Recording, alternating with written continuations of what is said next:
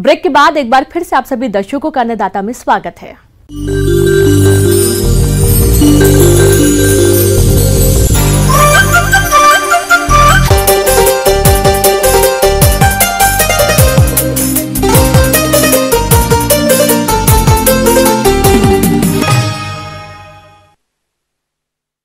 किसान भाइयों, इस समय मौसम में तेजी से बदलाव हो रहा है। ऐसे में वातावरण में नमी की अधिकता के चलते दलहनी फसलों में रोगों का प्रकोप बढ़ जाता है, जो कि फसल की बढ़वार और उत्पादन पर बुरा प्रभाव डालते हैं।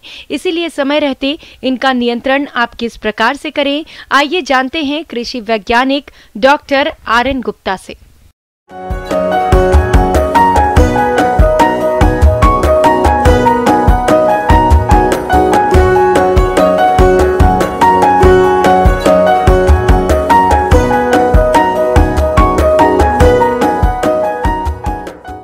प्यारे किसान भाइयों, जैसा कि आप जानते हैं कि अभी रबी का मौसम है और ये समय जो हमारे दलहन में मुख्य रूप से तो ये हमारे लिए काफ़ी महत्वपूर्ण फसल है। तो सबसे जो चना में जो प्रमुख रोग लगते हैं वो कुछ बीमारियां जो है आरंभिक अवस्था में लगते हैं, खासकर जैसे कॉलर रोग जिसको बोलते हैं, स्तंभ मूल संधि विगलन रोग बोलते हैं हिंदी में उसको।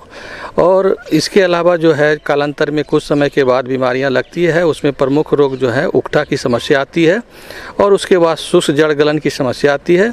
तो कालांतर में ये बीमारियाँ जो है बढ़ते जाती है, जैसा उसको वातावरण मिलता है उसी हिसाब से इसका प्रकोप होता है। तो सबसे पहले बात करते हैं कॉलर रॉट की समस्या के बारे में। कॉलर रॉट की समस्या जो है आरंभिक अवस्था में होती है। पौधे के अंकुरन के 1 सप्ताह के बाद पौधे पीले होकर मरने लगते हैं।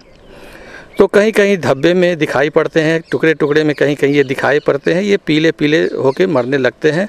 जब हम पौधे को उखाड़ते हैं तो उसमें जहाँ पे तना और जड़ का भाग मिलता है उस जगह को कॉलर रीजन बोलते हैं, वहाँ पे सड़न मिलती है। इसलिए इस रोग को हम कॉलर रॉट की समस्या बोलते हैं, कॉलर रॉट बोलते हैं। ये स्क्लेरोसियम रोल्फ्साई नामक फंगस के फंजाई के द्वारा होता है और ये काफ़ी आरंभिक अवस्था में बीमारी है। इससे सामान्यतः 10 से 15% के आसपास इससे हमारा प्रतिवर्ष इससे नुकसान होता है, हानि होता है। कालांतर में जब पौधे 1 महीने के हो जाते हैं तो उस समय उकठा की समस्या आती है और उकठा की समस्या के लिए जो है वो आपका नमी का भी होना ज़रूरी है, साथ साथ तापमान का भी होना ज़रूरी है। अगर ये दोनों का कंडीशन मिलते हैं तो ऐसी अवस्था में इसका प्रकोप बढ़ जाता है। ये इस फसल के प्रमुख रोग में एक है।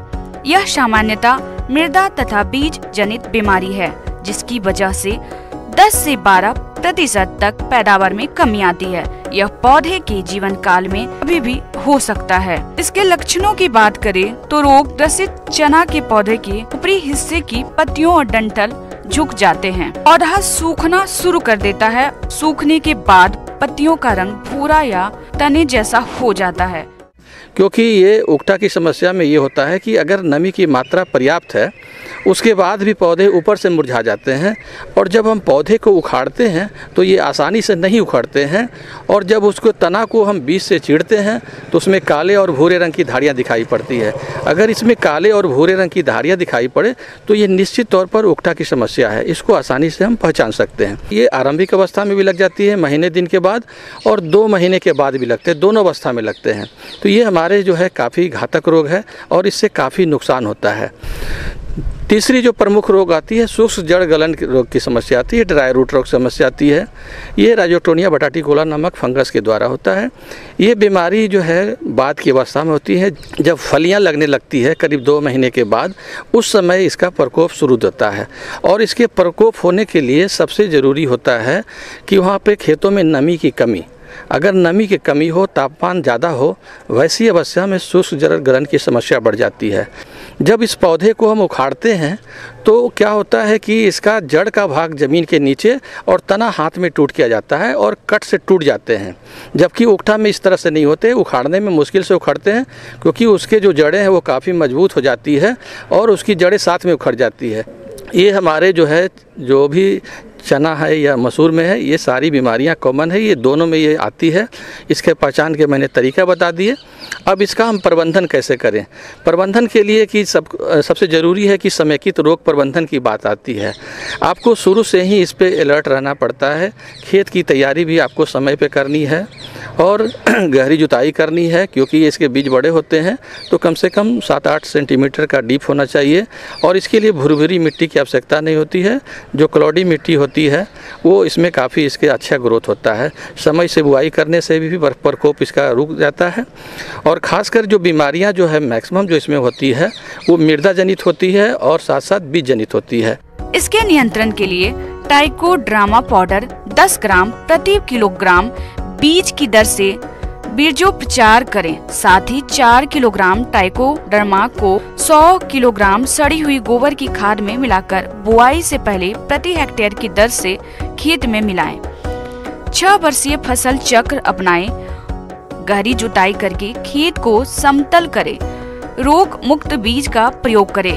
रोग प्रतिरोधी किस्में लगाएं। दूसरी बात रही जो है बीज उपचार के लिए, तो बीज उपचार भी आपको करना ज़रूरी है। बीज उपचार करने से क्या होता है कि आपके बीज के अंदर जो भी मौजूद हैं उसके सरफेस पे हैं वो आपके ख़त्म हो जाते हैं। साथ साथ जो ट्राइकोडर्मा है जिसका ट्रीट करते हैं तो मिट्टी में जाके जो है आपका वो ग्रोथ करते हैं और जो भी हमारे फंगस के जो क्लैमिडोस्पोर हैं उसको चेक कर देते हैं, उसके ग्रोथ को उसको किल करते हैं। तो सबसे पहला काम है जो भी संक्रमित पौधे हैं उसको वहाँ से उखाड़ के हटा देना है, या तो ज़मीन में गाड़ देना है या उसको जला देना है।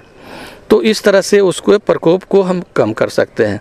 तो ये सब सारी जो बीमारियां हैं ये वातावरण के अनुसार जो है बढ़ता है घटता है, तो उसके हिसाब से आपको उपचार करना है। रोगों को पहचान करना है कि रोग मतलब कैसा है और कौन सा बीमारी है, उसके हिसाब से आपको इसका इलाज करना है। तो ये सारी जो है तरीका अगर अपनाएंगे तो निश्चित तौर पर आपका उत्पादन बढ़ेगा और बीमारियों के प्रकोप से हम इसको निजात पा सकते हैं। आगे और भी है खेती बाड़ी से जुड़ी बहुत सी रोचक जानकारियां। यहाँ रुकेंगे एक और छोटे से ब्रेक के लिए।